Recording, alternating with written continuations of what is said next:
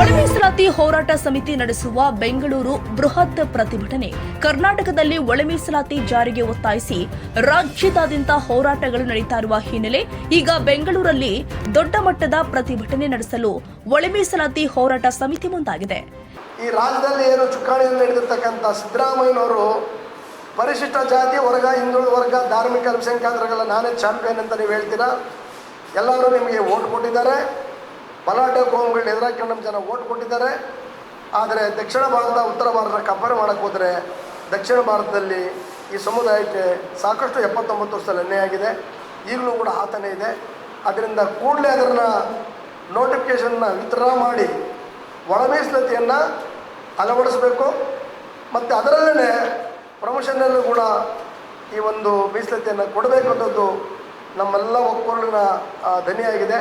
ನೀವೇನಾದರೂ 12ನೇ ತಾರೀಕು ಕ್ಯಾಬಿನೆಟಲ್ಲಿ ತೀರ್ಮಾನ ತಗೊಂಡಿಲ್ಲ ಅಂದರೆ ಕರ್ನಾಟಕದಲ್ಲಿ ಆಗ್ತಕ್ಕಂಥ ಎಲ್ಲ ಹೋರಾಟಕ್ಕೂ ಎಲ್ಲ ಅನಾಹುತಕ್ಕೂ ಕರ್ನಾಟಕ ಸರ್ಕಾರವೇ ಕಾರಣ ಆಗಿರ್ತದೆ. ಕಾಂಗ್ರೆಸ್ ಸರ್ಕಾರ ಅಷ್ಟೇ ಅಲ್ಲ, ಮುಂದಿನ ದಿನದಲ್ಲಿ ಕರ್ನಾಟಕ ರಾಜ್ಯದಲ್ಲಿ ಏನಾಗ್ತದೆ ಅಂತಕ್ಕಂಥ ವಿಚಾರವನ್ನು ಆಗಬೇಕನ್ನೋ ವಿಚಾರವನ್ನು 12 ಕಾರ್ಯಕ್ರಮ ಆದಮೇಲೆ ನಾವೆಲ್ಲ ಜಂಟಿ ಹೋರಾಟ ಸಮಿತಿಯವರು ಸೇರಿಕೊಂಡು ನಾವು ತೀರ್ಮಾನ ತಗೊಳ್ತೀವಿ.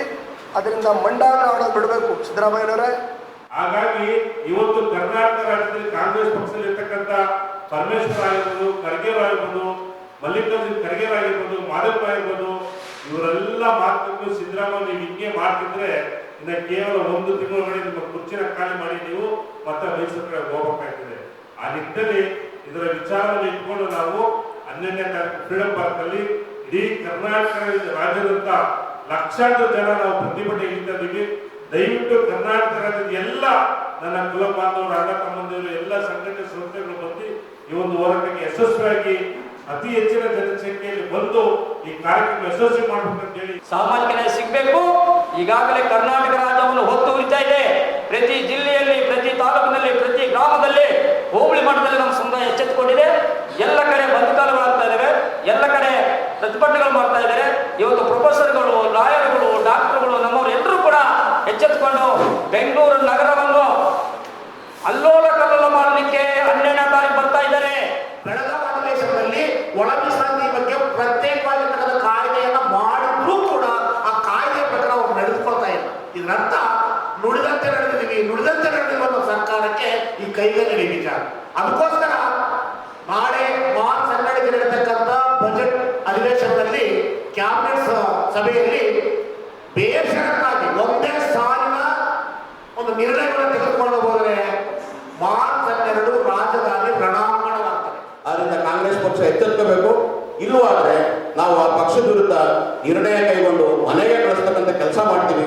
ಒಳ ಮೀಸಲಾತಿ ಜಾರಿ ಮಾಡಿ, ಕುರ್ಚಿ ಖಾಲಿ ಮಾಡಿ ಅಂತಕ್ಕಂಥ ಸ್ಲೋಗನ್ ಇಟ್ಕೊಂಡು ನಾವೆಲ್ಲರೂ ಕೂಡ ಹೋರಾಟ ಮಾಡ್ತೀವಿ ಅಂತ ಹೇಳ್ತಾ, ಈ ಸರ್ಕಾರವೇ ಇದರ ಕಾರಣ, ಈ ಸರ್ಕಾರ ನಮ್ಮನ್ನ ಪ್ರಚೋದನೆ ಮಾಡ್ತಾ ಇದೆ ಅಂತ ಹೇಳ್ತಾ ಯಾವುದೇ ಅವಘಡಗಳಿಗೆ ಅವಕಾಶ ಆಗಬಾರ್ದು ಅನ್ನೋದಾದ್ರೆ ದಯಮಾಡಿ ಸಾಮಾಜಿಕ ನ್ಯಾಯ, ಅಂಬೇಡ್ಕರ್, ಸಂವಿಧಾನ, ಪೀಠಿಕೆ ಅಂತ ಜಾತ್ರೆ ಮಾಡ್ತಾ ಇದ್ರಲ್ಲ, ಈ ನಾಟಕದ ಜಾತ್ರೆಗಳನ್ನ ನಿಲ್ಲಿಸಿ ಒಂದು ವೇಳೆ 12ನೇ ತಾರೀಕು ನಂತರ ಏನು ಒಳ ಮೀಸಲಾತಿ ಜಾರಿಯಾಗಿ ಹೋದ್ರೆ ರಾಜ್ಯದಾದ್ಯಂತ ಯಾವುದೇ ಸರ್ಕಾರಿ ಕಾರ್ಯಕ್ರಮಗಳು ಆಗೋದಕ್ಕೆ ಬಿಡೋದಿಲ್ಲ. ನಿಮ್ಮ ಪೆಂಡಲ್ ಕಿತ್ತಾಕ್ತೀವಿ, ನಿಮ್ಮ ವೇದಿಕೆಯನ್ನು ಹೊಡೆದಾಕ್ತೀವಿ, ನಿಮ್ಮ ಕಾರ್ಯಕ್ರಮ ಆಗೋದಕ್ಕೆ ಬಿಡೋದಿಲ್ಲ ಅನ್ನೋದು ಎಚ್ಚರಿಕೆಯನ್ನ ಈ ಸಂದರ್ಭದಲ್ಲಿ ನೀಡೋದಕ್ಕೆ ಇಷ್ಟಪಡ್ತೇವೆ. ಕೂಡಲೇ ಸಿದ್ದರಾಮಯ್ಯ ಸರ್ಕಾರ ಏನಾದರೂ ನಿದ್ದೆ ಮಾಡ್ತಾ ಇದ್ರೆ ಎದ್ದು ಕಾನೂನಿಗೆ ಗೌರವ ಕೊಟ್ಟು, ಸಂವಿಧಾನಕ್ಕೆ ಗೌರವ ಕೊಟ್ಟು, ಸಂವಿಧಾನದ ಅಡಿಯಲ್ಲಿ ಕೆಲಸ ಮಾಡಬೇಕು. ಇಲ್ಲಾಂದ್ರೆ ನೀವು ಕುರ್ಚಿ ಕಾಲು ಮಾಡಬೇಕು ಅಂತ ಈ ಮುಖಾಂತರ ಒತ್ತಾಯಿಸ್ತಾ ಇದ್ದೀವಿ. ಸಾಗರೋಪಾದಿಯಲ್ಲಿ ಲಕ್ಷಾಂತರ ಸಂಖ್ಯೆಯಲ್ಲಿ ಬರ್ತಕ್ಕಂಥ ಈ ಮಾದಿಗ ಮತ್ತು ಸಂಬಂಧಿತ ಜಾತಿಗಳ ಪ್ರವಾಹನ ತಡ್ಕೊಳ್ಳೋ ತಾಕತ್ತು ಸಿದ್ದರಾಮಯ್ಯ ಇದೆಯಾ ಅಂತ ಪ್ರೂವ್ ಮಾಡಲು ನೋಡೋಣ ಅಂತೇಳಿ ನೀವೇನಾದರೂ ಮುಂದೆ ಆಗುವಂತ ಕೆಲಸ ಮಾಡಿದ್ರೆ ನಾವು ವಿಧಾನಸೌಧಕ್ಕೆ ಮುತ್ತಿಗೆ ಹಾಕ್ತೀವಿ. ಇಡೀ ರಾಜ್ಯದಲ್ಲಿ ಬೇರೆ ಒಂದು ನಮ್ಮ ಹೋರಾಟವನ್ನ ಎಲ್ಲ ರೀತಿಯಲ್ಲಿ ವಿಸ್ತರಿಸಿ ಈ ಸರ್ಕಾರವನ್ನ ಸಂಪೂರ್ಣವಾಗಿ ಇದರ ಎಲ್ಲ ನೈತಿಕ ಶಕ್ತಿಯನ್ನ ಜನರ ಮಧ್ಯೆ ಆಂದೋಲನ ಮಾಡಿ, ಪ್ರಚಾರ ಮಾಡಿ ಸರ್ಕಾರ ಎಚ್ಚೆತ್ತುಕೊಂಡು ಕೂಡಲೇ ಏನು ಒಳ ಮೀಸಲಾತಿ ಏನು 15% ನಮಗೆ ಒಳ ಮೀಸಲಾತಿಯನ್ನು ಜಾರಿಗೊಳಿಸಿ